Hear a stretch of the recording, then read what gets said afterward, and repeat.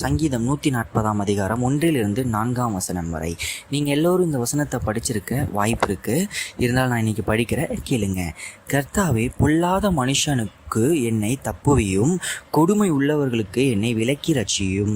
இந்த வசனத்தை நம்ம தினமும் அனுதினமும் வீட்டை விட்டு வெளியே போகும்போதோ, முக்கியமான வேலை ஸ்தலத்துக்கு போகும்போதோ, நம்ம இந்த ஜெபத்தை வச்சு, இந்த வசனத்தை வச்சு ஜெபம் பண்ணலாம்.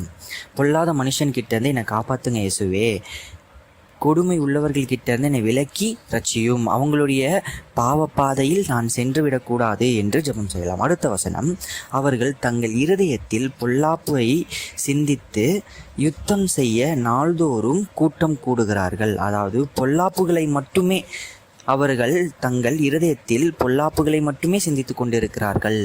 அவங்க கூட்டம் கூடி யாரை தீங்களை மாட்ட வைக்கலான்னு வலை தேடி சுற்றி கொண்டிருக்கிறாங்க. அதாவது அடுத்த வசனம், சர்பத்தை போல் தங்கள் நாவை கூர்மையாக்குகிறார்கள். எப்படி? சர்பத்தை போல் தங்கள் நாவை கூர்மையாக்குகிறார்கள். அவர்கள் உதட்டின் கீழ் விரியன் பாம்பின் விஷம் இருக்கிறது. அதாவது ஆதாம் ஏவாள் அவங்க அந்த பழத்தை சாப்பிடக்கூடாதுன்னு தேவன் சொன்னதுக்கு அப்புறமும் அந்த சர்பம் நீ இதை சாப்பிடலாம் அப்படின்னு வஞ்சித்தது போல் அந்த பாம்புடைய விஷம் எவ்வளோ கொடியது, விரியன் பாம்பின் விஷம், அதோடைய விஷத்தின் அளவு நாவில் விஷத்தை வைத்திருக்கிறார்கள். அவங்க சொல்கிற சொல்லில் இருக்கட்டும், அவங்க சொல்கிற சொல்லில் நம்ம அவங்கள ஏதாவது செஞ்சிடலாமா, வேலை ஸ்தலத்துலையாக இருக்கட்டும், எங்கேயாவது இருக்கட்டும், நம்மளை கிண்டல் பண்ணுவாங்க, நம்மளை ரொம்ப தரகுறவாக நம்மளுடைய விஷயங்களை வச்சு பேசுவாங்க.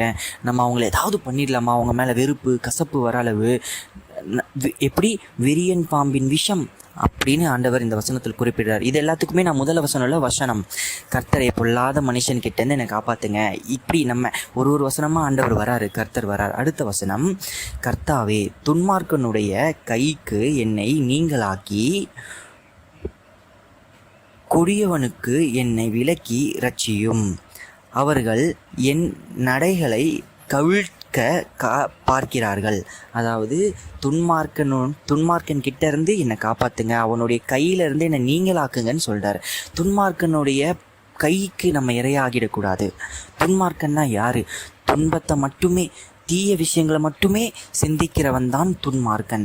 அவனுக்குள்ளே போன வசனத்தில் சொன்ன மாதிரி விரியன் பாம்பின் விஷம் அப்படின்னு தேவன் சொல்கிறார். நம்ம இந்த வசனத்தை தினமும் அனுதினமும் ஜெபம் செஞ்சுட்டு போகலாம். தேவனே, எங்களை பாதுகாத்து கொள்ளுங்க, துன்மார்க்கனுடைய கையில் எங்களை நீங்களாக்கிடுங்க, நாங்கள் எந்த பாவத்திலையும் சிக்கக்கூடாது. ஆமேன். இயேசு உங்கள் அனைவரையும் நேசிக்கிறார்.